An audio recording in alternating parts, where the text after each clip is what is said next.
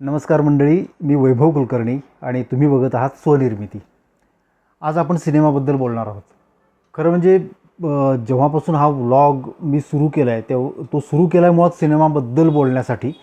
पण म्हटलं सिनेमा म्हटलं की आपली संवेदनशीलता, समाजात काय चाललं आहे आजूबाजूला त्याचे प्रति आपल्या जाणीवा किंवा संवेदना असतील, प्रतिक्रिया असतील, ह्यांच्याबद्दल बोलता बोलता सिनेमा थोडासा बाजूला राहिला होता आणि आज परत मला त्याच्यावर बोलावंसं वाटलं. याचं कारण मागच्या एका 8-15 दिवसात जे काही माझ्या बघण्यात आलं, खास करून ॲडोलसेन्स ही जी नेटफ्लिक्सवरची सिरीज खूप चर्चेत आहे सध्या, ती मी सुद्धा बघितली आणि मला त्याच्याबद्दलसुद्धा बोलावंसं वाटतं आहे. तत्पूर्वी मी अजून 2-3 गोष्टी काही ज्या बघितल्या, म्हणजे सिनेमा आणि सिरीज असेल तर त्याच्याबद्दल बोलतो. सगळ्यात पहिल्यांदा मी बोलेन की इमर्जन्सी, कंगना रणावतचा जो सिनेमा आहे तो बघायचा राहिला होता आणि सहज सर्च करताना मला तो दिसला, मला वाटतं नेटफ्लिक्सवरच, तर त्याच्याबद्दल बोलतो. आणीबाणीबद्दल आपण खूप ऐकलं आहे किंवा ऐकतो, नेहमीच ऐकतो. जेव्हा पॉलिटिकल न्यूज बघतो तेव्हा तर हमखास ते ऐकायला मिळतं आणि आपल्या आपल्या मनात एक एक कल्पना असते की आणीबाणीला काय झालं असेल किंवा काय परिस्थिती असेल. आणीबाणी नेमकी काय होती किंवा कशा प्रकारे ती आली किंवा लादली गेली, ह्याच्याबद्दलच्या टेक्निकल गोष्टी फार काही क्लिअर होत आहेत सिनेमामधनं असं काही म्हणता येणार नाही. पण हां, त्या आणीबाणीच्या इमोशनल साईड्स ज्या आहेत, म्हणजे सरकारच्या असतील आणि जनतेच्या, त्या सिनेमामधनं नक्की दिसत आहेत. एवढं मला सिनेमा बघून जाणवलं. म्हणजे आत्तापर्यंत ऐकलेली आणीबाणी आणि सिनेमा बघितल्यानंतर जाणवलेली आणीबाणी किंवा इमर्जन्सी ह्याच्यामध्ये फरक आहे. म्हणजे मी तो सिनेमा बघून वेळ वाया घालवला का तर अजिबात नाही. मला त्या आणीबाणीचं गांभीर्य, त्याची दाहकता जाणवली आणि मुळात सिनेमाचा उद्देशच तो होता आणि त्यात चुकीचं काही नाही. कारण जी होऊन गेलेली गोष्ट आहे त्याच्याबद्दल आपण काही अंशी असं डिसेन्सिटाईज होतो ना, तर पुन्हा त्या संवेदना जागृत करून ते काय झालं होतं. कुठलेही ऐतिहासिक सिनेमे मुळात ह्यासाठीच असतात की तुम्ही ते विसरू नका. माहिती असते आपल्याला सगळ्या गोष्टी, सगळ्या स्टोरीज माहिती असतात, काय घडलं ते माहिती असतं, पण कुठंतरी आपल्या त्याबद्दलच्या संवेदना बोथट होत जातात आणि त्या पुन्हा जागृत करण्यासाठी त्या विषयावरचे सिनेमे असतात.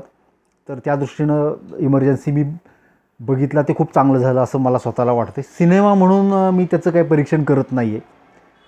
कंगना रणावतनं दिग्दर्शन केलेलं आहे आणि अभिनय पण केला आहे. तिनं जे बेरिंग घेतलं, इंदिरा गांधींचं कॅरेक्टर जे पकडलं आहे, ते मला खूप काही भावलं आहे असं काही नाही. इंदिरा गांधी अजून जास्ती कणखर असाव्यात असं मी जे काय ऐकले, जे काही व्हिडिओज त्यांचे बघितले त्यावरून मला असं वाटतं आहे. आणि अर्थात आपल्याला जर ती व्यक्ती माहिती असेल आणि ती जर कोणी पडद्यावर साकार केली असेल, त्याच्यामध्ये तफावत ही नेहमीच जाणवत राहणार. मग ती कंगना रणावत असो किंवा मनीषा कोइराला असो किंवा कोणी असो, ते तर होणारच. हे झालं इमर्जन्सीबद्दल. दुसरं, मुफासा. 20 डिसेंबरलाच माझी द रॅबिट हाऊस रिलीज होणार होती फिल्म आणि मुफासासुद्धा 20 तारखेलाच रिलीज झाली. नंतर रॅबिट हाऊस पोस्टपोन झाली कारण पुष्पा होता, मुफासा आला होता आणि थिएटरमध्ये जागा नव्हती, म्हणून 3 जानेवारीला रिलीज झाला. पण या सगळ्या गोंधळात मुफासा मला बघायचा होता आणि तो राहून गेला होता. तो मी बघितला जिओ हॉटस्टारवर. येस, मुफासा मला बघायचा यासाठी होता की मी लायन किंग बघितला होता आणि तो मला खूप आवडला होता. मला असे ॲनिमेटेड बालचित्रपट म्हणा ते बघायला आवडतं. पुष्पा 1 बघितल्यानंतर पुष्पा 2 मला कधी बघावं असं वाटलं नाही, अजूनही मी बघितलं नाही.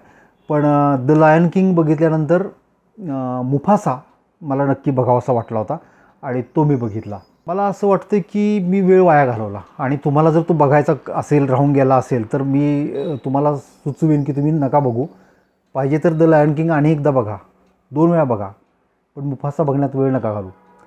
खूप बोर झाला, म्हणजे मला मध्ये झोप पण लागली आणि झोपेनंतर मी जेव्हा जागा झालो तेव्हा पण स्टोरी खूप पुढे सरकली नव्हती, काही मिस झालं आहे असं वाटलं नाही. आणि खूप गाणी एकामागून एक गाणी येत आहेत, एवढी गाणी आहेत त्याच्यात आणि त्यातलं एकही लक्षात राहत नाही. लायन किंगमधलं हकुना मटाटा आपल्या अजूनही लक्षात आहे, पण ह्याच्यामधलं एकही गाणं लक्षात राहत नाही. ते कॉमेडी त्याच्यामध्ये खूप अशी कोंबलेली आहे, कॉमेडी पाहिजे ह्याच्यामध्ये काहीतरी म्हणून ती कोंबली आहे असं एक वाटलं. आणि ओव्हरऑल त्याचा इम्पॅक्ट नो. म्हणजे कॅरेक्टरायझेशन तर द लायन किंगमध्येच ठरलं होतं बऱ्यापैकी, तेही तितकंसं ह्याच्यामध्ये साध्य नाही झालेलं. म्हणजे आधीचा एक भाग आहे आपल्याकडं, खूप त्याचं अभ्यास आहे कॅरेक्टरायझेशनचा, असं असूनसुद्धा त्याचा पुढचा भाग करताना ते पण कुठंतरी असं मिसिंग वाटलं. म्हणजे प्रत्येक वेळेला मेंदूला ताण देऊन लक्षात ठेवायला लागायचं की अरे हा मुफासा आहे आणि हा तो मुफासा नाही आहे, तो दुसरा आहे वगैरे. ते जरा थोडेसे तारांबळ उडत होती त्या गोष्टी लक्षात ठेवण्यात. एक निरीक्षण मला असं नोंदवायचं आहे की त्याचे डिरेक्टर्स बदललेत, त्याचा पटकथा लेखक फक्त सेम आहे. म्हणजे द लायन किंग आणि मुफासाचा पटकथा लेखक एकच आहे, दिग्दर्शक वेगळे आहेत, निर्माते वेगळे आहेत आणि सिनेमा गंडलेला आहे. तर ह्याच्यातून मला एक गोष्ट कळली की म्हणजे लेखकाला वाटतं, मी सुद्धा पटकथा लेखक आहे, पण मला लेखकाला जेव्हा वाटतं की नाही मी पटकथा लिहिली, गोळीबंद पटकथा लिहिली आणि आता तो सिनेमा चांगलाच होणार, असं नसतं. आपण लिहून देतो आणि ती दिग्दर्शकाच्या हातात आहे की तो चांगला करायचा का त्याची माती करायची. तर हे रिअलाईज झालं मुफासा बघितल्यानंतर. तर मुफासा नका बघू. एक महत्त्वाची फिल्म मी माझ्या बघण्यात आली, त्याच्याबद्दल मात्र ॲडोलसेन्सबद्दल बोलणारच आहे आणि त्याच्यापूर्वी मला अजून एका सिनेमाबद्दल बोलायचं आहे. अहान नावाचा निखिल फेरवानीचा सिनेमा आहे. तो मी बघितला यासाठी की सर्च करताना मला असं लक्षात आलं की OCD ह्या विषयावर तो सिनेमा आहे आणि रॅबिट हाऊसमध्ये सुद्धा एक महत्त्वाचं कॅरेक्टर OCD-ग्रस्त आहे. त्याच्यामुळं सगळं जे नाट्य घडतं त्याचं ते कारण आहे. तर अहानमध्ये OCD कसा दाखवला आहे हे मला बघायचं होतं, त्याच्यामध्ये इंटरेस्ट होता आणि म्हणून तो माझ्या बघण्यात आला आणि मला असं वाटलं की फार चांगलं झालं मी हा सिनेमा बघितला.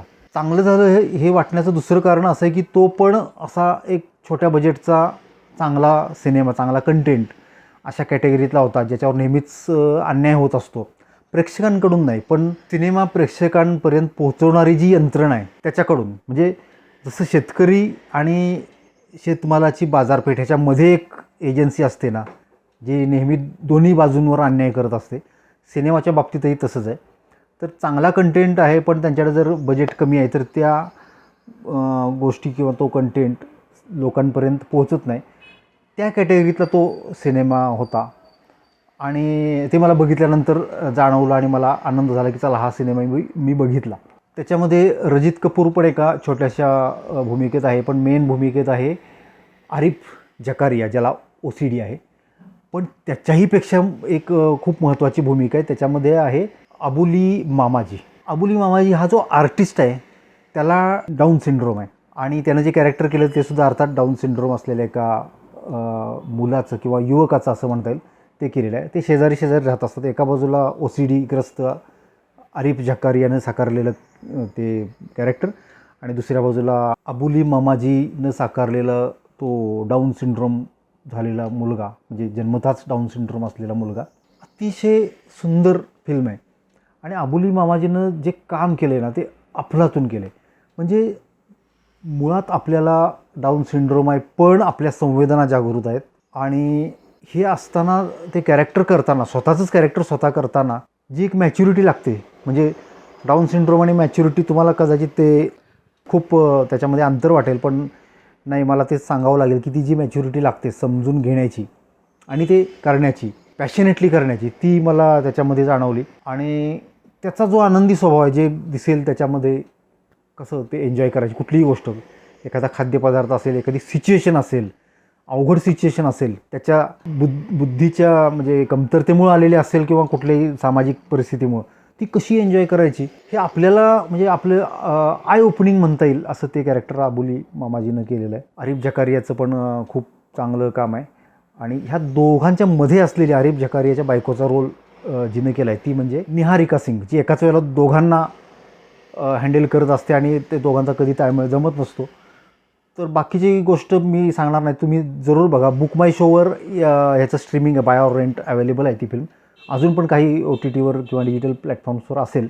आता मूळ ज्याच्याबद्दल मला बोलायचं त्याच्यावर येतो, ॲडोलसेन्सबद्दल तुम्ही खूप ऐकलं असेल, वाचलं असेल फेसबुकवर किंवा सोशल मीडियावर. अतिशय उत्कृष्ट सिरीज आहे. म्हणजे मी आज अलीकडच्या काळात जे काही बघितलं, खूप बघत नाही सिरीज मी अर्थात, पण खूप कौतुक झालं असेल तर मी बघतो आणि त्याच्यामध्येही मला खूप छान वाटली.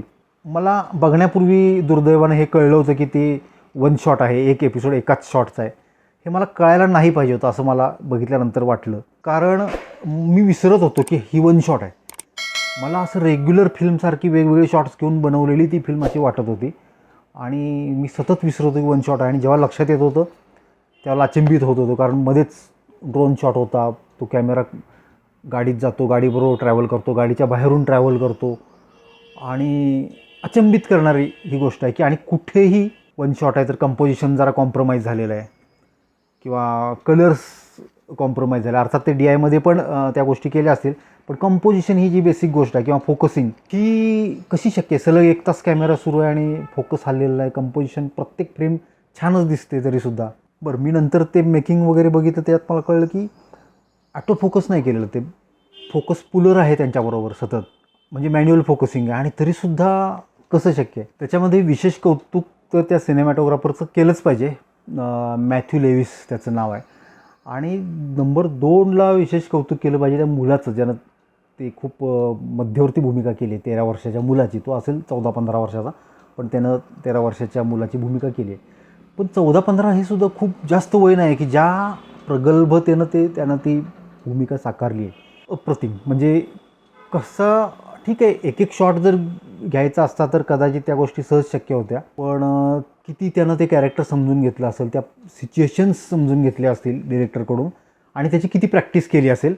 जेव्हा वन शॉट करताना कुठंही फंबल नव्हता किंवा कुठंही काही न चुकता त्यानं जे एक्सप्रेशन्स दिले, जे इमोशन्स दिलेत, त्याला तोड नाही. म्हणजे भल्याभल्यांना मोठमोठ्या आर्टिस्टना त्याच्याकडून शिकण्यासारखं आहे. म्हणजे ज्यांचं वय मोठं आहे, जास्त आहे, आणि ते आर्टिस्ट आहेत, त्यांनासुद्धा जर शिकायचं असेल तर त्यांनी ती सिरीज खास त्यासाठी बघावी की त्यांनी कसं काम केलं. मुलानं, त्या मुलाच्या वडिलांचा ज्यानं रोल केला, खरं तर तो मध्यवर्ती कॅरेक्टर ते आहे स्टीफन ग्रॅहम.